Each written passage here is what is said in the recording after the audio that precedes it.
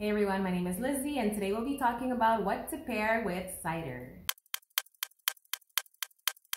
First of all, how do you make cider? Cider is made out of apples, whether it's apple juice, actual apples, but what I typically use is apple juice, and you have to find the right type of apple juice because I've tried 3 different types of apple juice and they all taste different once the finished product is done, once the alcohol is completely fermented. And what I typically like to use is called Great Value, and you have to mix it with the right amount of sugar because too much sugar might have some off flavors, and if there's not enough sugar, it'll be dry cider, and this will not be to your taste if you prefer sweet ciders, for example. Another note is if you'd like to use apples, let's say you want to have consistent flavoring and you always take the same apples, Royal Gala apples. One thing you have to make sure of is that these apples do not rot. Once you put fruits inside your home brew, there is a risk of the fruits rotting. And my solution to this is to remove these fruits after a few days to not influence the rest of your batch. Another aspect is to add a little bit of preservatives in your wash, which preserves the fruits. However, this doesn't work well with yeast because once yeast is in the presence of preservatives, it does not eat the sugar. And we want the yeast to eat the sugar to produce alcohol.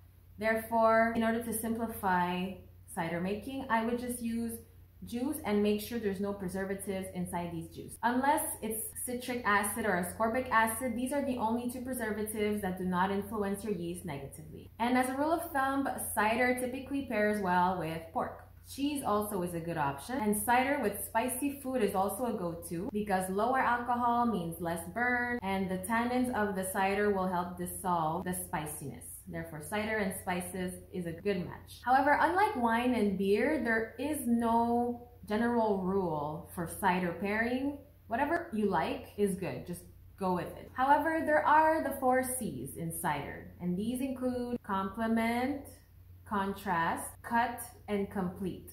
Let me explain. Complement is to pair similar food with similar types of cider. So the sweet food with the sweet cider, sour food with sour cider, and light and fresh food with similar light and fresh ciders, maybe with mint flavor. Never tried mint flavored cider. If you have, drop a comment below and let me know, is it good? That's the first C, which is to complement the food and the cider. The second C is contrast. In this case, you have to choose the opposite food to the cider, and this is the opposite of complement. What you need to do here is to take food and a cider from 2 different worlds to create an explosion of taste and texture. For example, you can take dense potatoes and vegetables and mix it with a light and bubbly cider. Another example is to take extra cheesy cheese and mix it with cider with a lot of tannins, a lot of bitterness. But in this case, we have to make sure that light flavors are also matching with light flavors, and the strong is also paired with other strong flavors, so the strong flavors do not overpower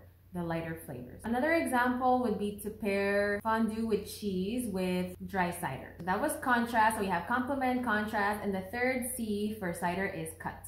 What is cut? Cut has the ability to cut through rich and fatty food. So cider with fresh and bubbly taste will cleanse the palate. We had complement, contrast, cut, and the last one is complete. And a note here is that complete does not mean complement. Complete in this case is looking for ingredients that will take the flavor profiles even further than expected. So you can think of other ingredients that you can add to the meal to give it a little oomph. For example, fresh basil margarita pizza with fruit cider. So if you add fruits, it'll bring the flavor further. And if you have other examples of how to make flavor go further, drop a comment below. I'd be curious to know how far you're willing to go with these pairings. And for extra credit, it's always important to match the flavor intensity of the food with the cider. Therefore, you want to make sure that strong cheese matches with strong flavored cider to have this rich and powerful flavor profile. So that's called matching intensity. Same intensity food with the same intensity cider. So there's matching intensity, and there's also something called terror intensity. And terror intensity means you pair things of the same location together. Let's say you get a cider from Vermont, you can also get cheese from Vermont. Therefore, everything matches together, they come from the same place, and they go well together. Let me know if there's specific cider and food that you like, and if you'd like other tips and tricks on how to pair food with alcohol, you can book a class. The link is in the description below. And if you found this video valuable, share it with a friend, and don't forget to like and subscribe.